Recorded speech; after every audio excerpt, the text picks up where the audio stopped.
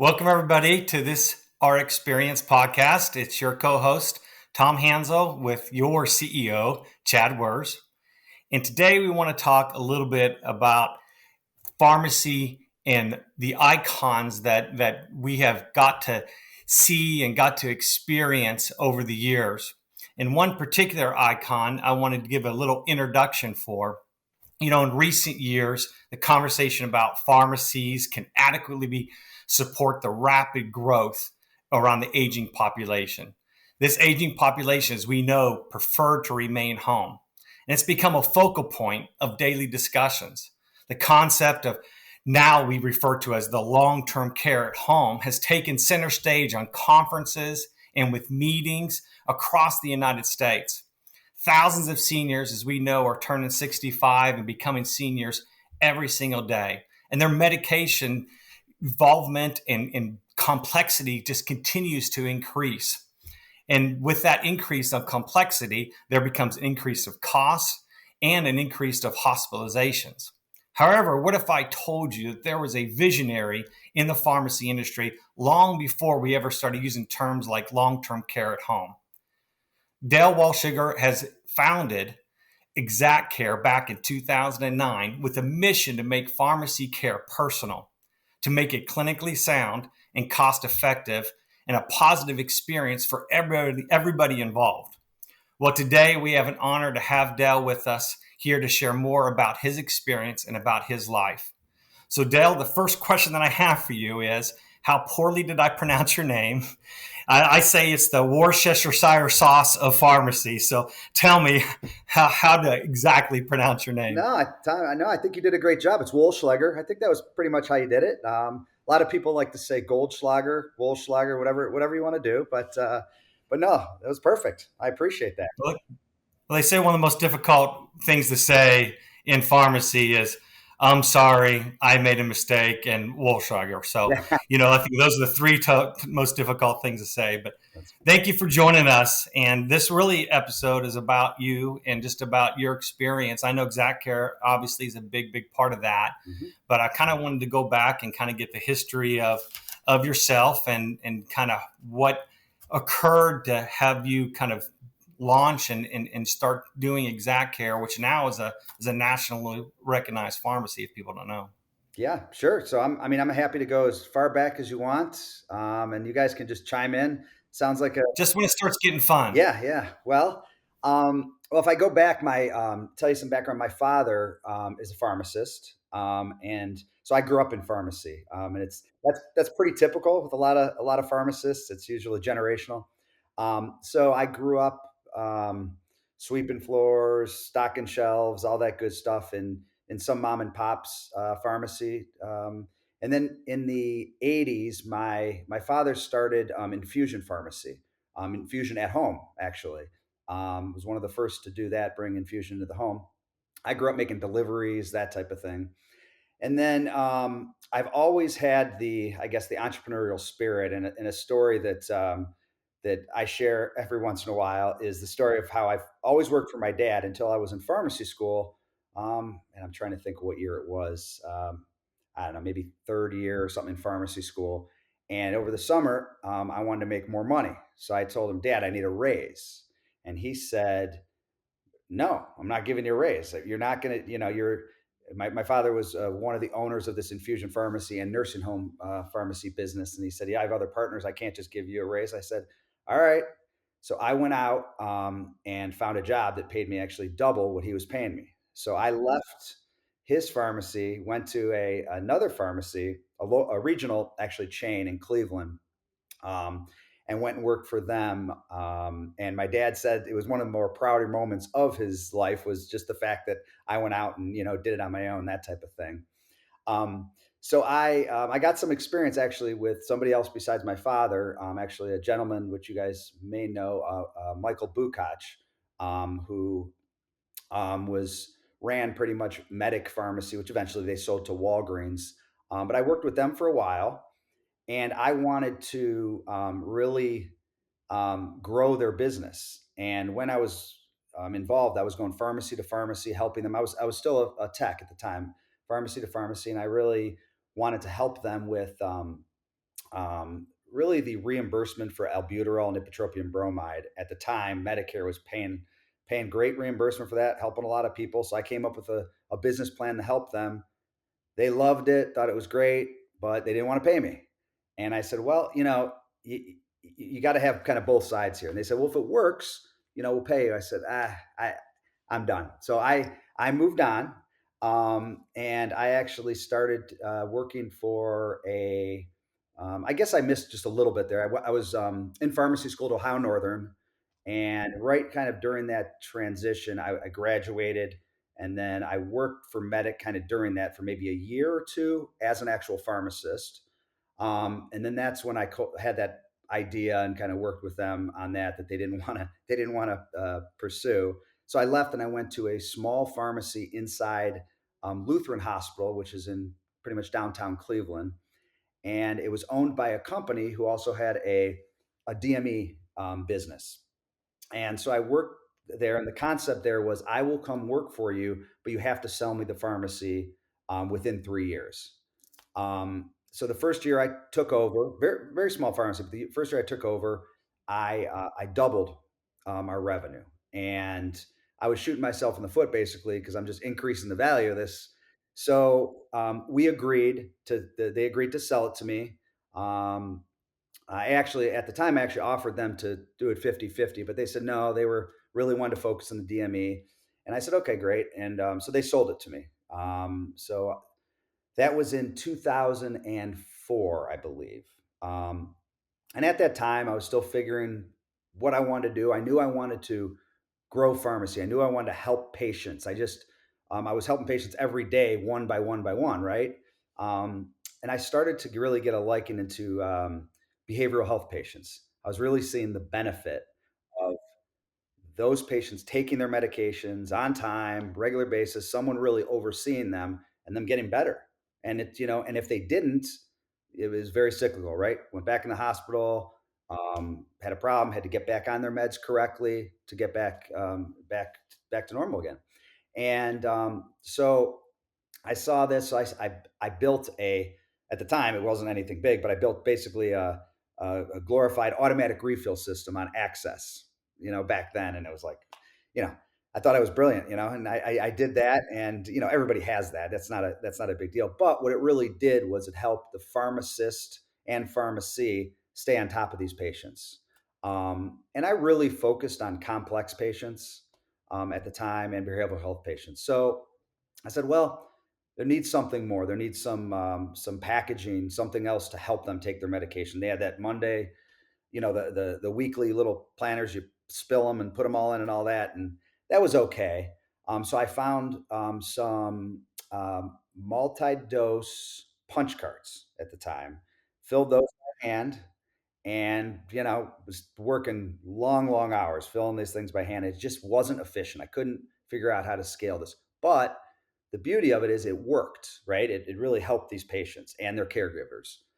So at the time, I started hiring a few folks on some pharmacists. I started hiring some liaisons that would actually go in the patients' homes and help them, help onboard them, look through all their medications, everything else they had, set them up, really walk them through this.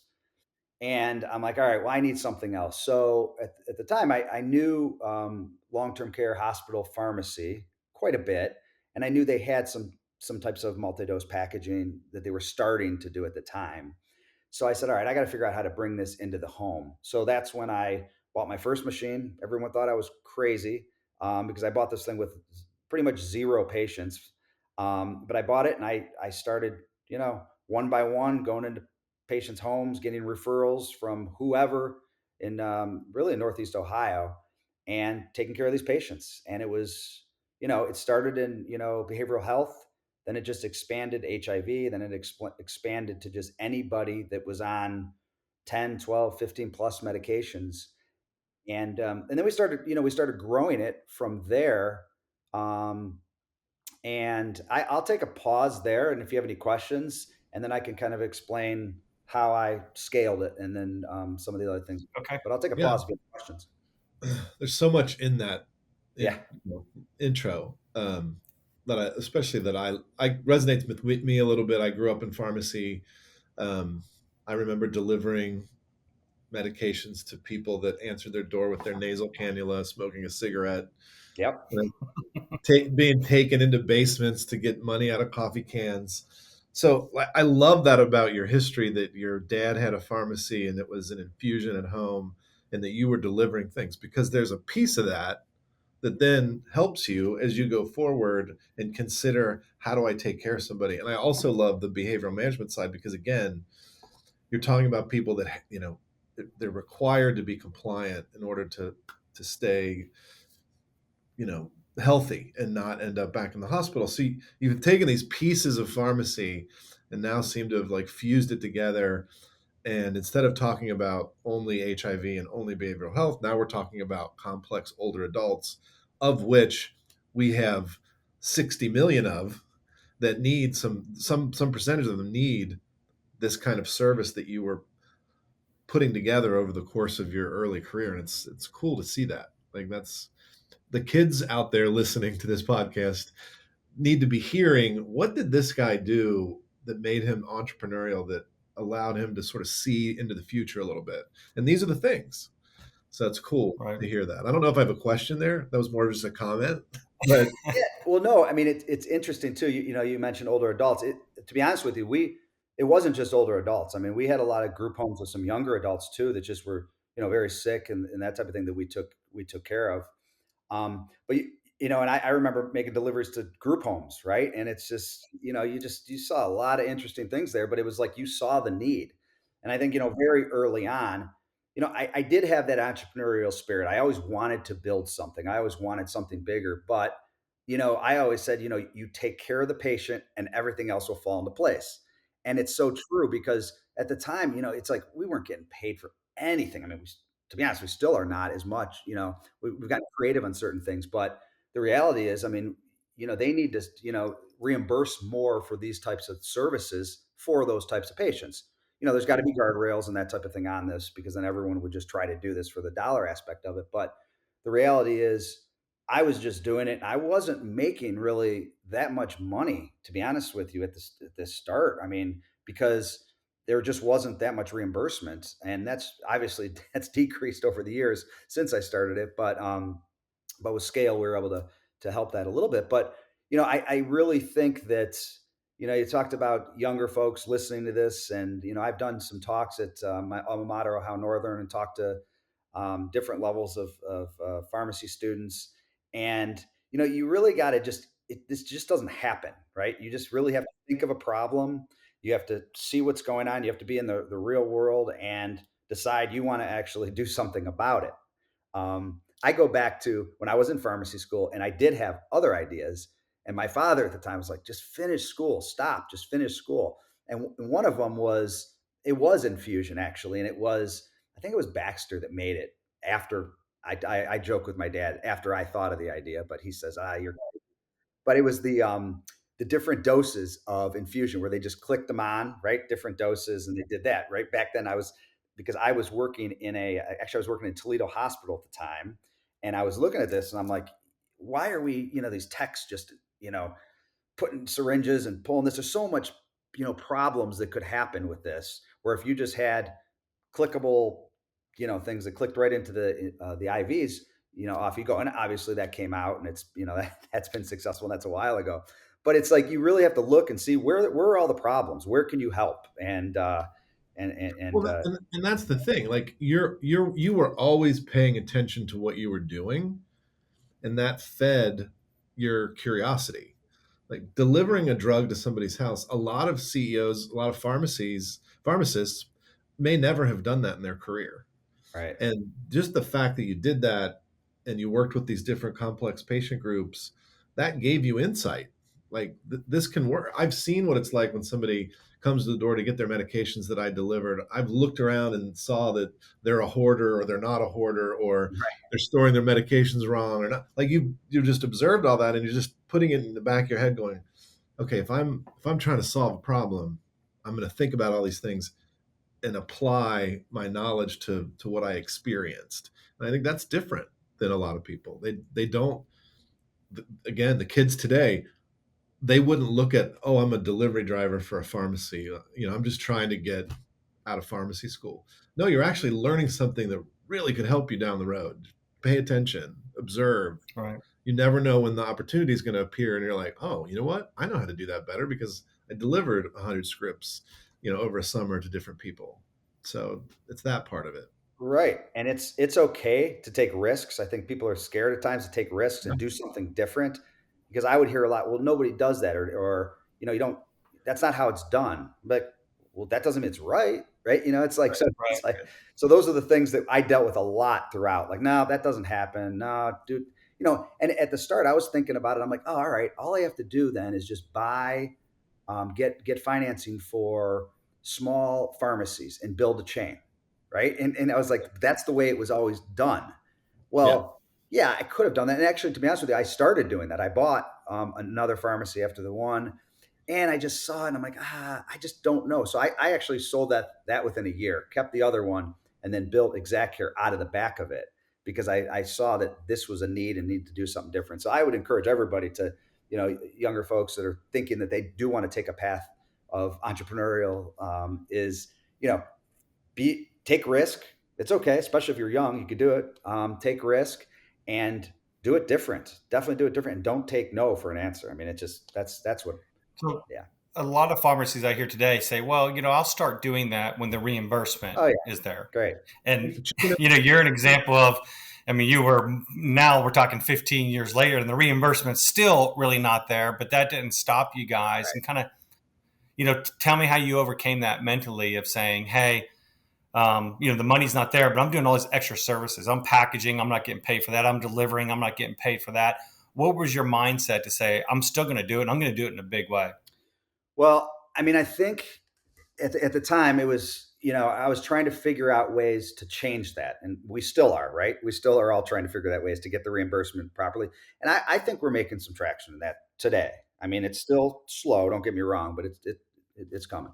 But at the time, what I did was I would work with um, insurance plans at the time to see if they can reimburse on the side, or like smaller plans like Medicaid plans and that type of thing. And we would get reimbursed more for our services, but we had to be creative, right? We had to be creative on how we did that, where we said, okay, it wasn't for the medications necessarily, it was for all the services, and they paid us for that.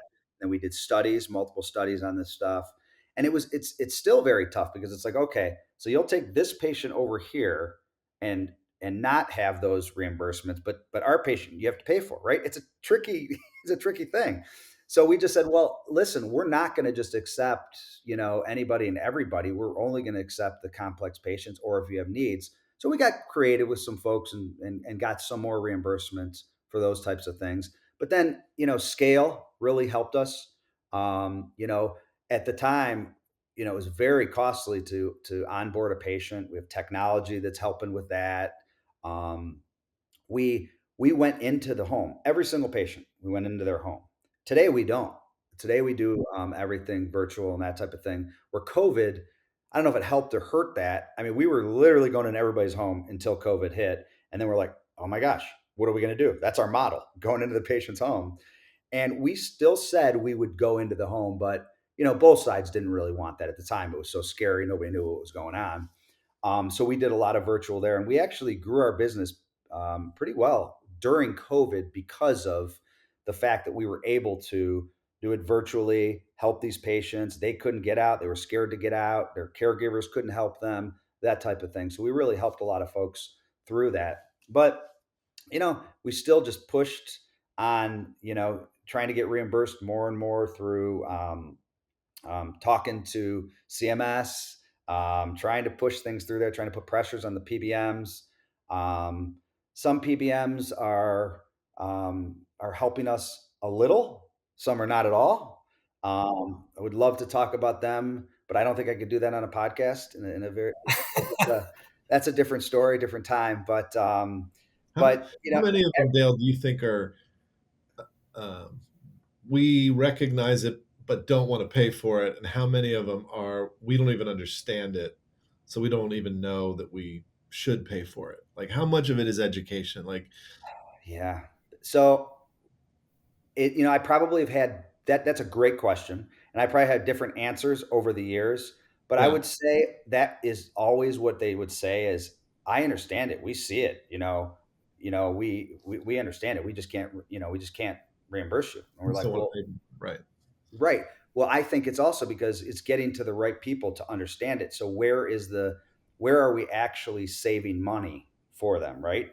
And Right. that's always the tough part because and then not only if you could show it, like we've done studies and showed it, but then who in those gigantic organizations are really, going to get credit for that? Right. And that's really the key because you can go to some folks who run contracting for PBMs and they're like, "Oh no, all our thing is all we want to do is cut prices nonstop. We don't care about that." And it's very siloed. It's trying to get better, right? And those big health threats trying to get better, but it's still, I would say, it's still pretty siloed. Where the fact that they can't kind of figure that out, all of them get it and they see the need. Yeah. Um, we've done it a few times where we've actually worked with groups and said, "Sorry, we're not going to help you anymore. We're going to still take care of all the patients that we have right now, but no more because Hmm. you guys don't get it." And then, you'll get folks that just won't care. And just that is what it is. But then you also get folks say, "All right, all right, all right, we'll figure it out." So I think as you grow and as we scaled, we were able to do some more of those things, right? When I first started, it was like, I'll take anybody and everybody and anything just to figure out the business and stuff like that. But um, you look back on, as you guys both know, you look back on long-term care pharmacy and how long-term care was reimbursed. Well, it was the same concept with assisted living homes, right? Same concept. Took forever to get the reimbursement, and then they eventually did get the reimbursement. So I would say it's similar to that. The tricky part is you have to make sure that you're doing this for the right patients, not just anybody and everybody. There's a few folks out there that have tried to do, you know, multi-dose packaging type models and it didn't work. Well, I laugh a little bit about when someone says, "Oh, you do the same thing as like a pill pack," right? That was the big thing because Right. Amazon bought them. And I was always like, "No, not at all. We package similar, but Yeah. very, very different because we actually look at the patient holistically, take care of the patient. And yes, one of the tools we do use is the multi-dose packaging, but it's all of our internal clinical pharmacists that are looking at their medications, they're helping them, that are finding the interactions. We did these crazy studies on, I think it was a few years back. It was 80% of the patients that we onboarded, we changed their medications. That's Wow. crazy, right? I remember seeing those statistics and I was like, what? And we did. Almost like the transition of care type of change. Oh, it's exactly because what we do is not only would we go and say, "Okay, we're just going to fill your medications. We'll take them from whatever pharmacy you're at and just put them together and fill them." We reached out to all their prescribers before we ever sent them one medication or delivered one medication because we wanted to make sure all their prescribers knew what was going on. And that's where we found it all, right? Cardiologists didn't know what the general practitioner and vice versa, all that kind of stuff. And then we got their true medication profile set on their way. So that was a big piece of it for sure. So, so talk to me a little bit about scaling. So you started Exact Care from Liberty, I think, from the back door to Exact Care around 2009, and then now you're servicing 50 states. So I know there's a lot that happened between those two, but kind of walk me through that process of we're going to go across state lines, we're going to go Yeah. across the country, and kind of how that mindset was just keep churning and keep your head down, or was there other things in play? I know PBMs fight against mail order and that kind of stuff. So is there any of those examples you can give us or educate us on?